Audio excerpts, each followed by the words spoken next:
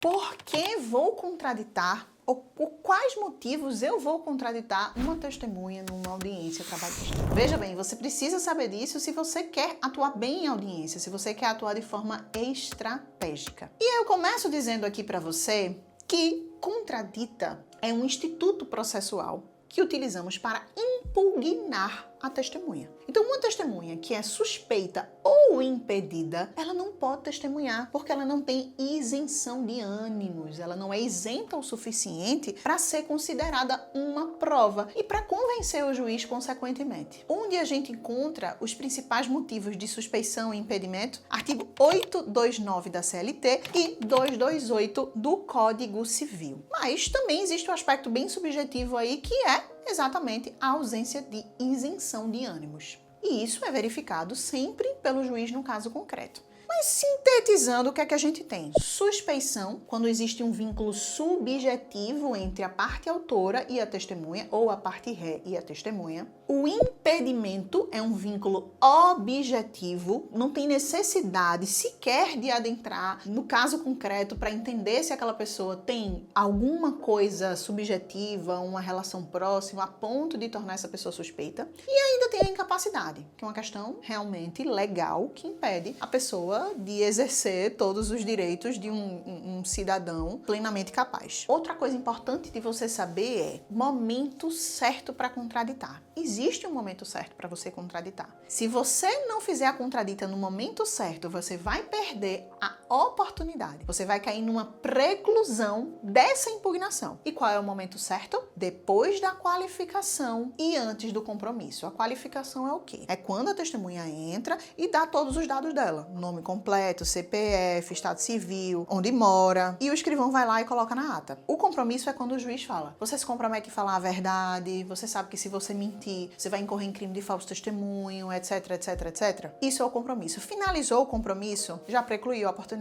de fazer a contradita. Então fique atento a esse momento para que você não perca a oportunidade de impugnar a testemunha. Porque sim, uma testemunha que é suspeita, uma testemunha que não tem isenção de ânimos, ela, claro, pode prestar um depoimento que vai ser ruim para sua tese, que vai ser ruim para o seu cliente. Isso certamente pode prejudicá-lo. Se eu puder dar uma dica de milhões para você, prática, real, a testemunha entrou na sala, já levanta a mãozinha, não precisa levantar a mão, literalmente, mas já diz ao juiz, excelência, eu vou contraditar a testemunha. Por que eu digo isso? Porque essa parte da qualificação, ela acontece de uma forma extremamente sutil. Sutil como, Anne? Às vezes estão as pessoas conversando na sala de audiência, não tá aquela descontração, acontece. E o escrivão tá ali, ó, bem silenciosinho, pedindo os dados da testemunha. Isso já é a qualificação. Então, para quem não está muito habituado com a audiência, pode perder a oportunidade, porque sequer se tocou que esse momento aconteceu. Já avisa, porque seguro morreu de velho. Quais são os motivos mais relevantes para a apresentação de uma contradita? Parentesco até o terceiro grau. É pai, é mãe, é irmão, é neto, é avô? Não pode ser testemunha. E aqui a gente está falando de um critério objetivo. É impedimento. Não precisa nem provar que aquela pessoa não tem isenção de ânimos. Por quê? Porque ela é impedida. Descobriu que, na verdade, a pessoa tem parentesco? Já levanta essa contradita. É o pai, é a mãe, é o irmão. Ah, Anne, mas não é possível, ninguém vai levar. Leva. Principalmente quando a gente está tratando de advogados que não entendem o processo, né, e que estão muito despreparados, mas também, com certeza, da situação de pessoas que não foram instruídas também pelo advogado, isso é óbvio, mas que não têm conhecimento, então levam. Não, mas eu trabalhava com minha irmã, com meu pai, ele pode ser minha testemunha. Acontece, viu? Amizade íntima ou inimizade. Amizade íntima é aquele tipo de relação em que as partes, parte autora, parte ré, as partes do processo com a testemunha têm uma relação de muita proximidade. Então frequentam uma casa do outro, frequentam o ambiente familiar do outro, tem um vínculo muito forte, às vezes é padrinho do outro, saem sempre, estão nas festas de família. Isso é amizade íntima, porque entra na esfera pessoal e privada daquela pessoa. Isso não significa que as pessoas não possam se dar bem no ambiente de trabalho. Elas podem se dar bem, mas isso precisa também ser esclarecido para as testemunhas, claro, e averiguado por você como advogado. Coleguismo não é amizade íntima. Então, se dar bem no trabalho não é amizade íntima. Amizade íntima é esse outro aspecto. Inimizade. Inimizade é quando realmente existe algo grave entre uma pessoa e outra. Elas realmente não se gostam, a ponto disso macular a isenção de ânimos e pelo menos existe uma dúvida por parte do juízo de que aquela parte pode mentir para prejudicar a parte contrária. Então o objetivo é existir uma animosidade tão grande a ponto da testemunha poder mentir. Isso enquadra como inimizade. Outro ponto é interesse no litígio. O interesse no litígio aqui é importante deixar muito bem claro que é no desfecho do processo, mas não no desfecho no processo para que a justiça se faça. E isso é o que a maioria das testemunhas acham. Não, eu quero que a justiça se faça. Então, muitas vezes, quando elas não são bem orientadas sobre o que tecnicamente representa o interesse no litígio, elas acabam respondendo dizendo sim, tenho interesse. Interesse que a empresa ganhe, interesse que a parte autora ganhe, porque elas acham que é apenas a justiça que se faça, mas não. O interesse no litígio é quando aquela testemunha vai ter algum ganho. Ela vai ter algum ganho com aquele processo? Então, quer dizer, se o reclamante ganhar, vai dar uma parte do dinheiro? Se está em jogo alguma outra coisa, ele vai ter algum ganho efetivo?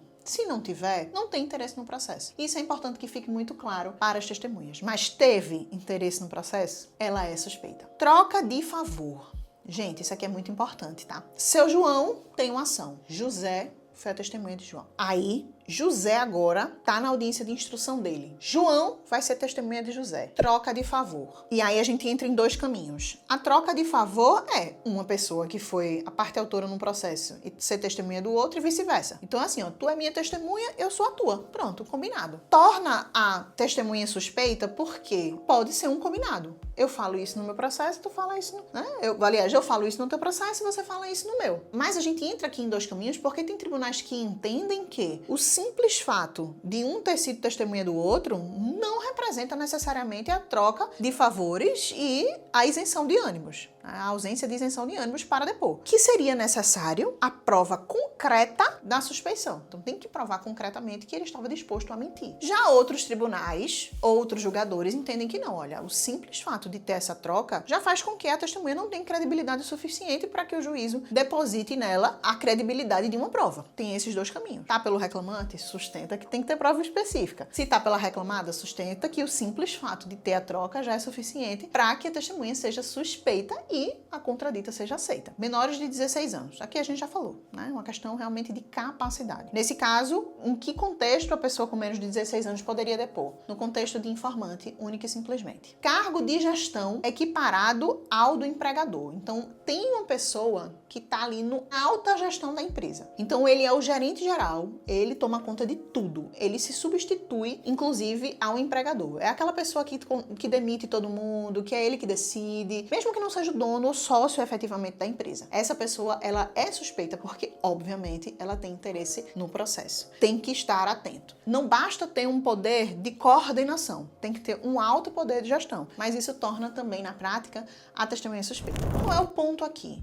Todas essas questões relacionadas à contradita podem e devem ser arguídas, mas vai caber ao juiz avaliar o caso concreto. Muitas vezes ele pergunta: tem prova, doutor? Tem prova, doutora? Por quê? O ônus da prova em relação ao objeto da contradita, a não ser que seja situação objetiva, como menor de 16 anos ou impedimento, mas se for suspeição, é preciso que a pessoa que está arguindo prove. Então, é importante que você, por exemplo, está pela reclamada ou pelo reclamante, mas digamos que esteja pela reclamada, você vê que a reclamante trouxe a prima, você já pode levantar isso. Se você percebe que a reclamante trouxe uma pessoa muito amiga dela, já vai dando uma olhada nas redes sociais, ali do lado de fora mesmo. Olha o Instagram, olha o Facebook, tenta encontrar provas, desde logo, de que existe uma relação íntima entre as duas partes. E se a testemunha for contraditada e a contradita for aceita? Primeiro, se você está pela parte contrária, se foi desfavorável para você a contradita, você vai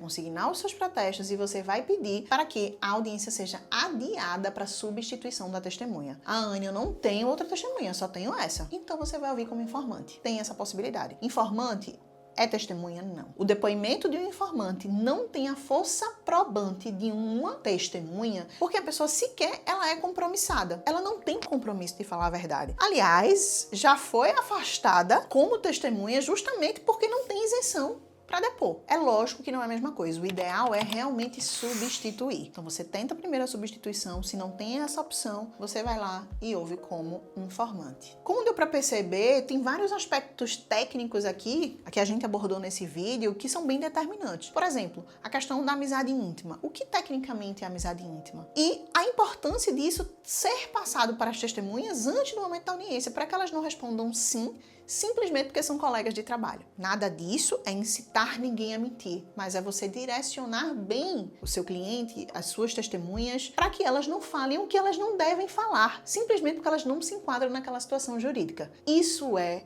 técnica. Isso é essencial para quem quer fazer uma boa audiência. Tanto a preparação das partes testemunhas, quanto a própria preparação para o momento da audiência. Essa preparação envolve conhecer a técnica, criar um bom roteiro, saber o que vai fazer ali dentro. E é isso que eu ensino no meu curso Imersivo Prático em Audiência Trabalhista. Você provavelmente, se entrar no site que está aqui na descrição abaixo, vai ver que o curso nem sempre está aberto, porque eu abro o curso por turmas. Ele geralmente fica aberto mais ou menos uns 15 dias, um gap muito pequeno. Se nesse momento ele estiver fechado, eu recomendo que você deixe o seu e-mail e seus dados de contato lá na lista, que assim que o curso abrir, você vai receber notificação. E se o curso estiver aberto, sinceramente, não deixa de aproveitar, porque de fato ele abre poucas vezes no ano, fica pouco tempo aberto e lá no site também você vai ver os feedbacks dos alunos. São feedbacks de transformação na confiança e realmente na carreira da advocacia trabalhista. Se você gostou desse vídeo e se você gosta da prática trabalhista, quer se aprofundar não só sobre o assunto de audiência, mas sobre todos os assuntos envolvendo a área trabalhista, a advocacia trabalhista, eu peço que você comece a seguir o canal. Sempre que possível, eu estarei aqui postando novos vídeos sobre novos assuntos que eu tenho certeza que vão fazer a diferença no seu dia a dia. Aguardo você no próximo vídeo.